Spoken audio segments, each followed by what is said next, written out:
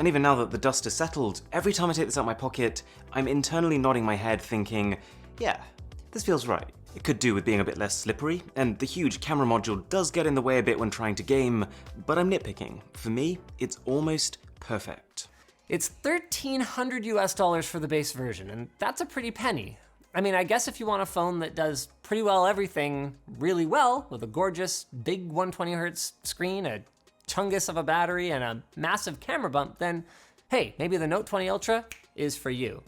But the Pixel still takes better photos, an iPhone still takes better video, and if you don't want to spend that much, the regular S20 is really only missing the pen and a fancy zoom camera that I think most people probably don't need to spend $300 on. As for me, the Note 20 Ultra is going back in the box right next to its older brother. The word you used to look for to symbolize and describe the absolute best in Samsung's lineup used to be Note, but it's not.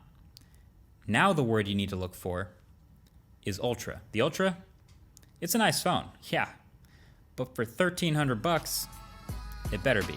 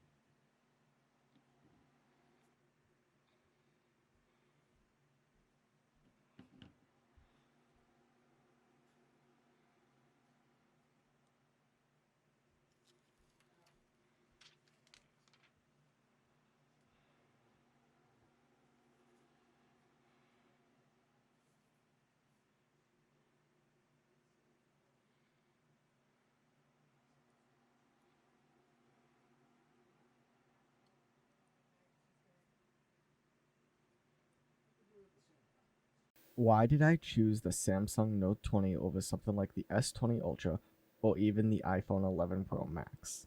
First, my last phone was an iPhone 8. I definitely was not gonna go back to iPhone. So I started looking at Android phones. I have never bought a new phone. Every phone I usually buy is 2 to 3 years behind. So when the Note 20 and Note 20 Ultra launched, I started looking for phones. I was honestly going to get the Note 9 because of the S Pen and headphone jack, but I'm a video maker and a gamer. The Note 9 has worse cameras and only a 60Hz screen.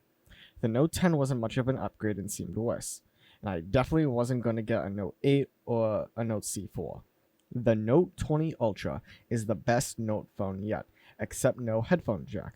And yes, I will still complain about this because it was rushed thanks to Apple, and everyone wishes the Bluetooth codecs matured a bit more before this happened.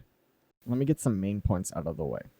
The screen is 1080p at 120Hz or 4K at 60Hz, and honestly the screen is so small and pixel dense, I can't tell a perceivable difference between 1080p and 4K. There is a 10 megapixel selfie camera with dual pixel autofocus, and on the back there's a 12 megapixel ultra wide camera, a 108 megapixel wide angle camera, and a 12 megapixel telephoto camera.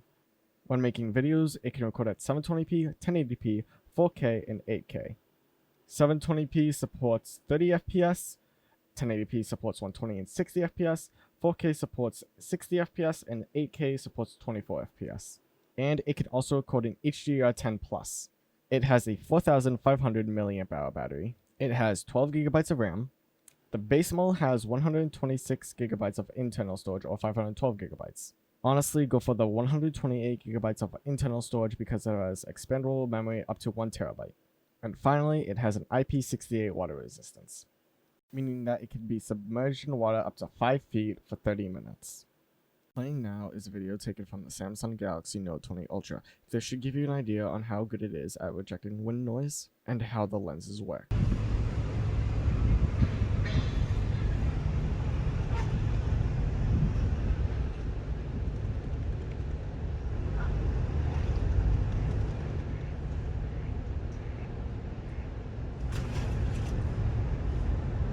These are pictures taken from Pokemon Go, and I include these in this test because they take the raw data from the photos and doesn't over sharpen or affect the photos in any way. And it's also the best Pokemon game out there, fight me on that. So, should you buy the Samsung Galaxy Note 20 Ultra? Coming from a real consumer who paid full price for this phone, it is the best Android experience you can get, but it comes at a premium.